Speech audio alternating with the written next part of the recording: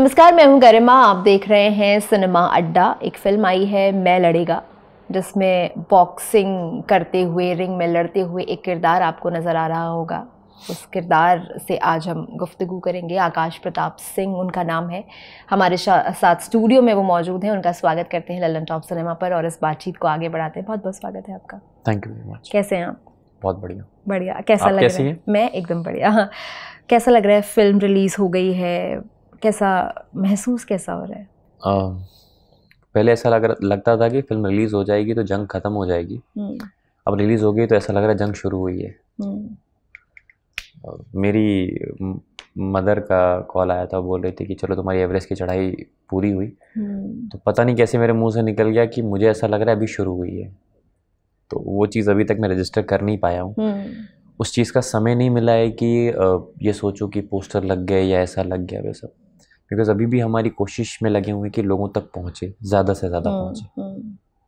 तो जैसे आकाश, अगर हम इस फिल्म की बात करें, आपने इसमें एक बॉक्सर का किरदार निभाया है। एक ऐसा बच्चा जो 1 लाख रुपए के लिए मैच जीतने की चाह रखता है और उसके बाद, क्योंकि उसको अपने परिवार की ज़रूरतें पूरी करनी होती हैं, उसके सामने वो एक दुविधा होती है कि उसको पैसे चाहिए अपने परिवार की ज़रूरतें पूरी करने के लिए। उसके बाद वो कैसे बॉक्सर बनता है, कैसे लड़ाइयाँ लड़ता है, कैसे इस जर्नी में आगे बढ़ता है, वो ये कहानी है मैं लड़ेगा। आपने इस कहानी को लिखा भी है और आपने ही एक्टिंग भी की है। तो ये प्रोसेस मैं शुरू से समझना चाहती हूँ कि कब दिमाग में आइडिया आया, कैसे लोगों को आपने अप्रोच किया, उसके बाद कैसे ये फिल्म पर्दे तक पहुँची। पूरी कहानी विस्तार से हम सुनना चाहेंगे। तो अभी मेरी उम्र 30 साल है। मैं I would like you to take you back to when I turn 25। तो उस समय हो ये रहा था कि मैं कुछ काम कर रहा था जो मुझे ऐसा लग रहा था कि मुझे फिल्में करनी है। कैसे करूँगा मुझे पता नहीं। तो मैं जो काम कर रहा था टीवी में, मैंने उससे ब्रेक ले लिया और मैं घर पे बैठ गया। पैसे अच्छे खासे आ रहे थे उससे। आप टीवी कर रहे थे इससे पहले? टीवी। कौन कौन से सीरियल्स? मैं उस समय 2 शोज चल रहे थे। एक सोनी पे हासिल चल रहा था और एक नया चैनल लॉन्च हुआ था डिस्कवरी जीत, जिसपे एक शादी जासूस करके शो आता था। तो उस समय मैं 25-30 दिन शूट किया करता था। बट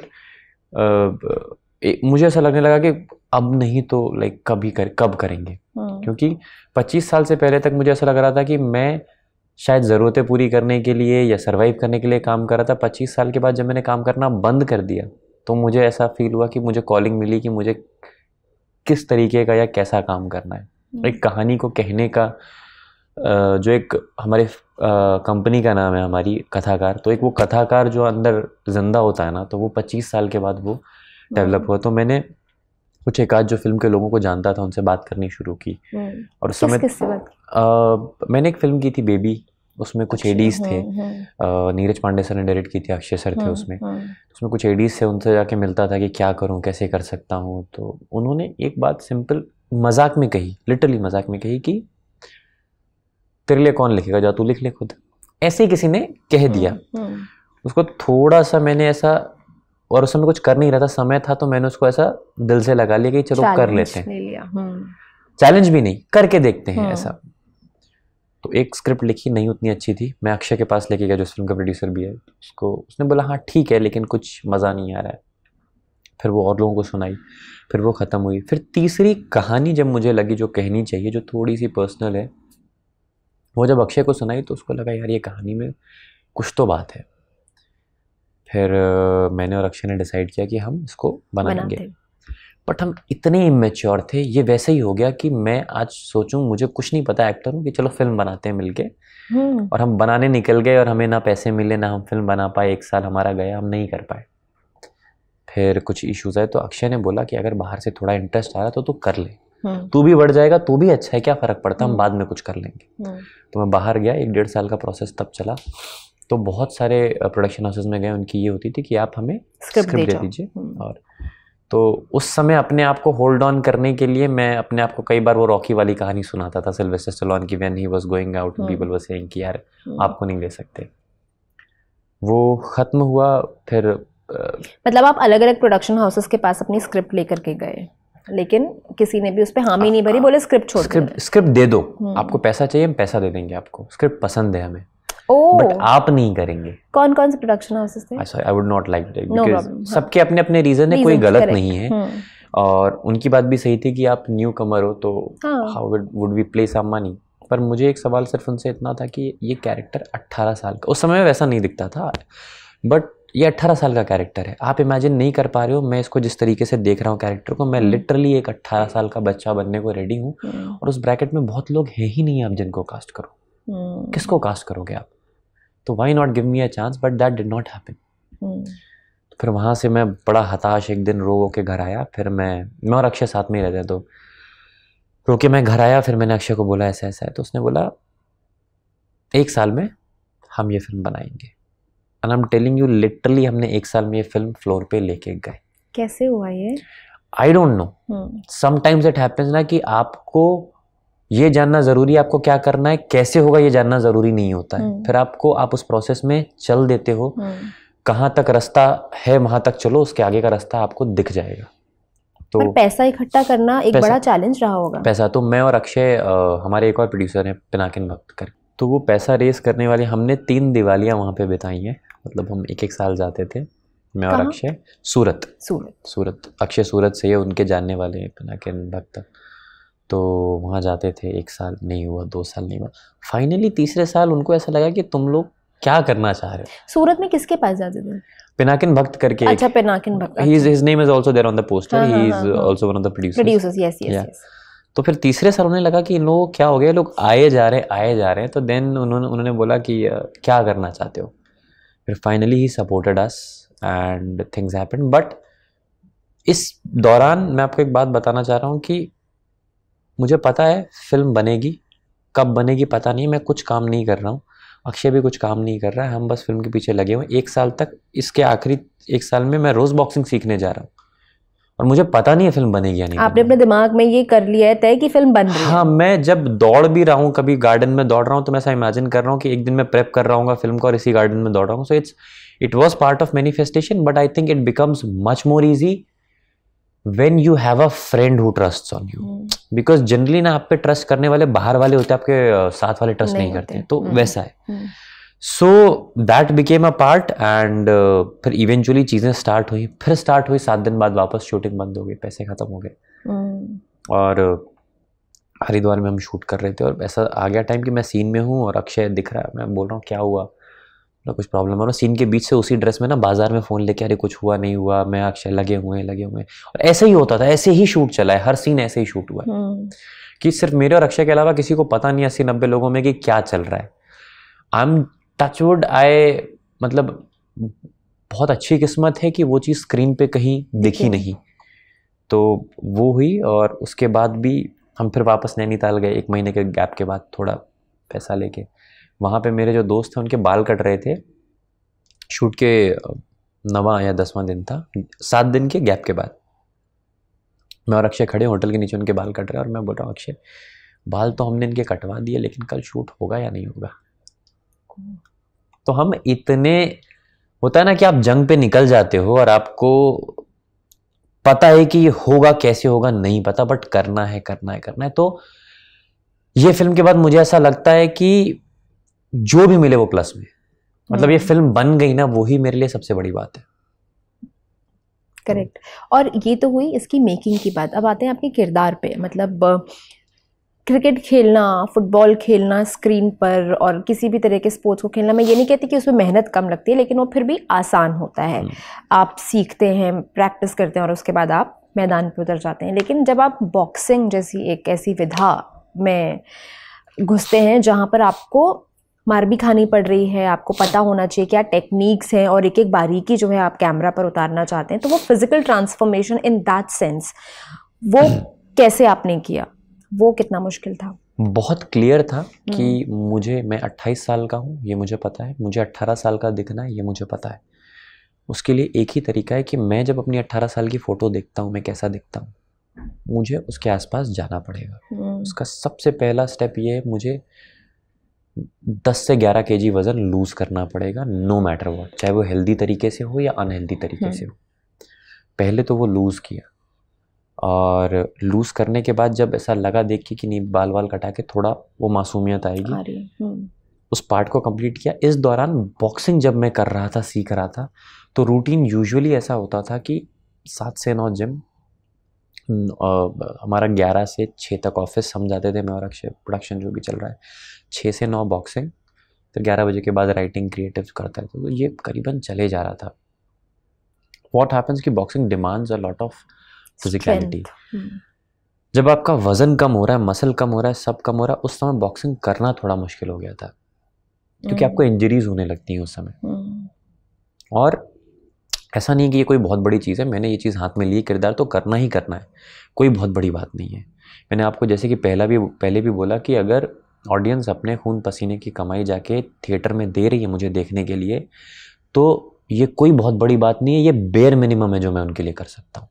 और एक बार नहीं, मुझे हर फिल्म में करना चाहिए, चाहे मेरी उम्र 20 साल हो, 30 साल हो या 50 साल हो। तो it should be taken as a process, not something special that I have achieved, everyone should do it.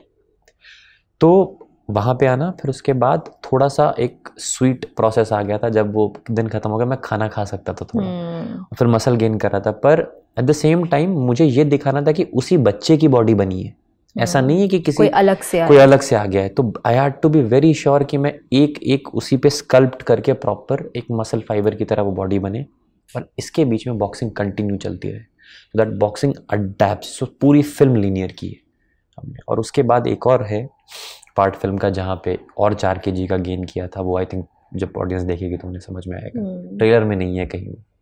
अच्छा, जैसे मुक्काबाज आई थी, विनीत ने कहा था कि बॉक्सिंग करते समय, ये सीन शूट करते समय उनको कई तरह से चोटें लगी, नाक भी टूट गई उनकी, काफ़ी इंजरीज हुई। आपके साथ भी ऐसा कुछ हुआ, क्योंकि आप तो रियल फाइट्स कर रहे थे? मैं मैचेस में भी रियल फाइट करता था। मैंने उस लेवल तक मैंने मार खाने की तैयारी की थी। मुझे पता था कि ये इंसान जो नेशनल चैंपियन है जिससे मैं लड़ने वाला हूँ, ये इसकी उम्र अगर 22 साल है तो ये पिछले 12 साल से तैयारी कर रहा है, मैं 1.5 साल में वो अचीव नहीं कर पाऊंगा, मैं उतना अच्छा नहीं हो पाऊंगा कि इसको मैं मार दूँ। लेकिन मैं इसके बराबर पंचेस चला सकूँ, इसके पंचेस खा सकूँ, क्योंकि मैं उसको एक्टिंग सिखाने जाऊँगा अगर, तो वो रियलिटी निकल के नहीं आएगी। चूँकि मैं बॉक्सिंग डिज़ाइन और कोरियोग्राफ भी कर रहा था, तो this call was taken by me. I told to my director, sir कुछ मूव्स हम करते हैं कोरियोग्राफ, उसके अलावा आप मुझे और इनको फ्री छोड़ दीजिए, और मैं उसको बोल दूंगा तुम जितना मार सकते हो मारो, मैं जितना गार्ड कर सकता हूँ गार्ड करूँगा, मैं जितने काउंटर पंचेस दे सकता हूँ दूंगा, but when we will capture that and will put it with our choreographed moves, it will look real. Real करने का एक ही तरीका है कि रियल करो। जैकी चैन सर को एक बार स्टीवन स्पीलबर्ग सर ने पूछा था कि how do you make it so real, how do you do it? So he said, I go and I do it. But how do you do it? I go and I do it. So then he understood the second time, oh, that's what you mean. So that is what passion is. मुझे कोई experience देना है, चाहे Tom cruise हो चाहे जैकी चैन हो, if they, why not put your body on line? हम कोई क्यों हर चीज़ को बचा के रखना है कि ये भी हो जाए वो भी हो जाए, ऐसा नहीं। It's all in all out. आपकी एक्टिंग जर्नी कैसे शुरू हुई आकाश? मतलब कैसे मुंबई आना हुआ? एक्टिंग आपने सीखी कहाँ से? क्योंकि मैं ये आपसे इसलिए पूछना चाहती हूँ कि बेबी में आपका जो सीन है अक्षय के साथ, लग रहा है कि नया बच्चा है, नया लड़का है जो सीन कर रहा है, लेकिन कहीं कम नहीं दिख रहा है। वो नयापन रिक्वायर्ड था, नर्वसनेस रिक्वायर्ड थी, कैरेक्टर की रिक्वायरमेंट थी, लेकिन वो कहीं से कम नहीं दिख रहा है कि ओ इसको एक्टिंग नहीं आती या ये कहीं कम पड़ गया इस सीन में। पहले तो वो सीन शूट करने का अनुभव कैसा रहा, और फिर वो एक्टिंग आपने कहाँ से सीखी? एक्टिंग सीखने जैसा तो मैं कुछ डिफाइन नहीं कर सकता। अच्छा, मतलब आपने थिएटर स्कूल कहीं? तो उसके अलावा अक्षय सर के साथ शूट करना बहुत ही अलग एक्सपीरियंस था। मैं आपको एक बात बताऊँ, उस दिन भी मेरे साथ वो अक्षय सर और ये अक्षय भगवान जी दोनों साथ में थे। उस समय ऑफकोर्स ये प्रोड्यूसर नहीं था, हमारे साथ मेरे साथ शूट पे गया हुआ था। तो वो सीन के लिए उन्होंने 4-5 घंटे रखे थे, और बट जब शुरू हुआ 2-2.5 पन्ने का सीन था, मुझे याद था मैंने बोल के ख़त्म कर दिया, एंड देन उन्होंने एक स्लाइट क्लैप किया उन्होंने। Annie is a very punctual guy, very fit guy, someone who inspires me कि यार फिट होना ज़रूरी है। तो एक बड़ा ही सरियल एक्सपीरियंस था, but at the same time I would like to say, मैं कभी भी कैमरा ऑन होने के बाद किसी के भी सामने या किसी भी तौर पे मैं नर्वस नहीं होता हूँ। और it is not pride, I just take it that this is my work and this is what I am supposed to do, why to get nervous about it? मुझे लोग इम्प्रेस बहुत करते हैं उनकी पर्सनालिटी से, उनकी अच्छी आदतों से, या जो उनके हिस्से होते हैं आप जो बहुत, बट जहाँ तक काम की बात है, I am never nervous. The more the people you put, I am more confident. तो आप अक्षय के साथ जब सीन शूट कर रहे थे आपके अंदर नर्वसनेस बिल्कुल नहीं थी, तभी एक टेक में वो हो गया था। अच्छा, एक टेक में शूट हो गया था।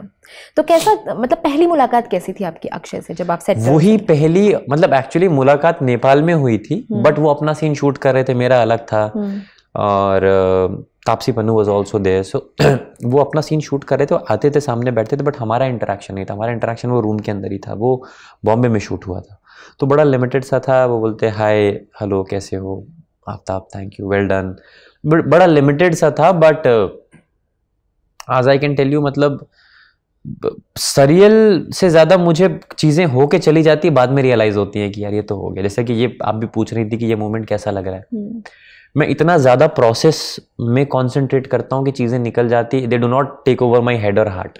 सो वैसा है। अब आगे की क्या प्लानिंग है आपकी?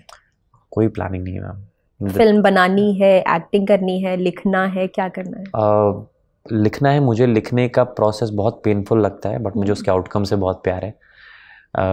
लिखना है, फिल्में बनानी है, कथाकार हमारा बैनर है उसके अंडर भी बनानी है, और इस फिल्म को देखने के बाद अगर कुछ मौके आते हैं तो उनके साथ भी काम करना है। ऐसा मेरे प्लान करने से कुछ होगा नहीं, तो देखते हैं आगे क्या होगा। 4 साल में कोई दूसरा प्लान बनाया नहीं मैंने अभी तक। जब तक ये फिल्म लोगों तक नहीं पहुंच जाती, मुझे कोई दूसरा प्लान नहीं बनाना है।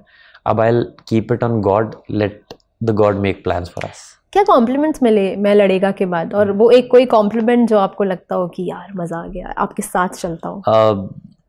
थोड़ा सा मैं, मतलब एक कमेंट आया था कि this I think you deserve a national award for this. किसने कहा था?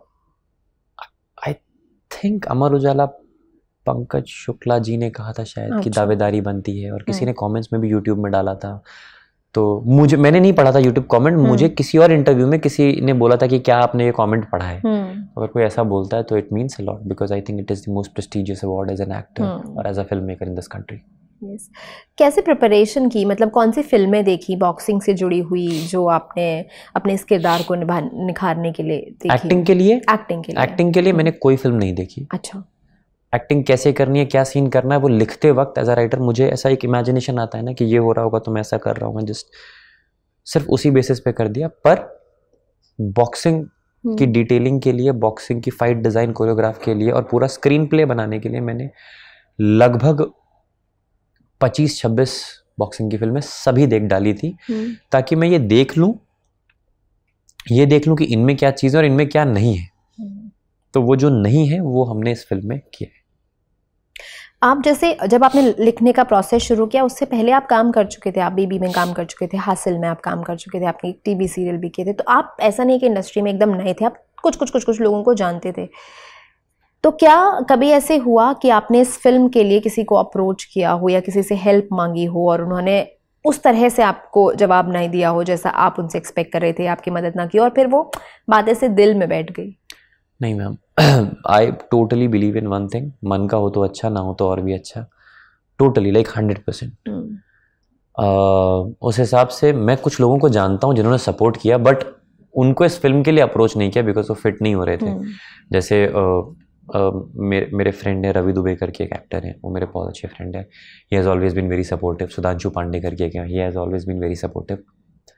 तो बट हाँ, कुछ एक्टर्स को हम बुलाते थे, हम चाहते थे कि हमारी फिल्म करें, तो मैं उनके लिए और सभी एक्टर्स के मैंने सोचा जिस दिन भी ये फिल्म बन गई, आ गई थिएटर्स में, मैं जिस भी इंटरव्यू में जाऊँगा, ये मैं पहली बार बोल रहा हूँ कि मैं ये एडवाइस दूंगा, आप कोई भी फिल्म मेकर आपको बुलाए, आप स्क्रिप्ट लें, घर जाएं, पढ़ें, ऑफिस का साइज देख के वहां से पलट के ना आए।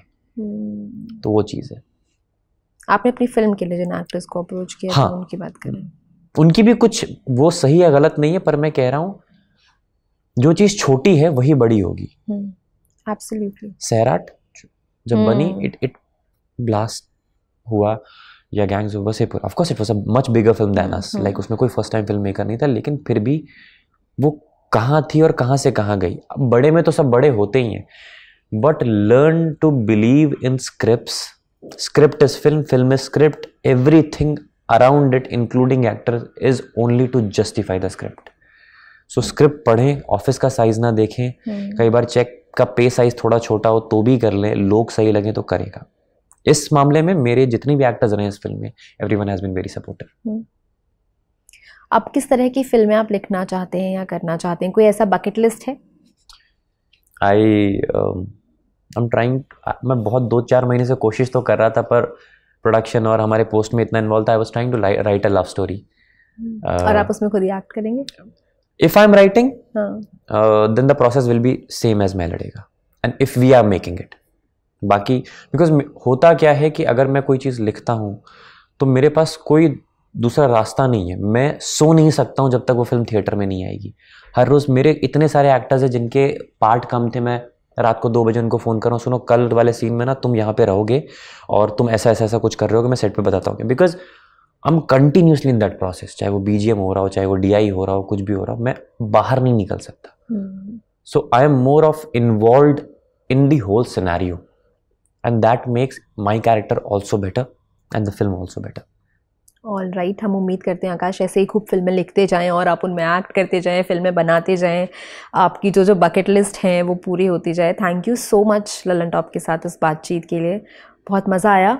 आप लोग सिनेमा घरों में जाकर फिल्म देखिए मैं लड़ेगा. किस तरीके से मेहनत की है, किस तरीके से ऑफ स्क्रीन एक मेहनत लगती है किसी भी सीन को स्क्रीन पर दिखाने के लिए, वो आपको देखने मिलेगी.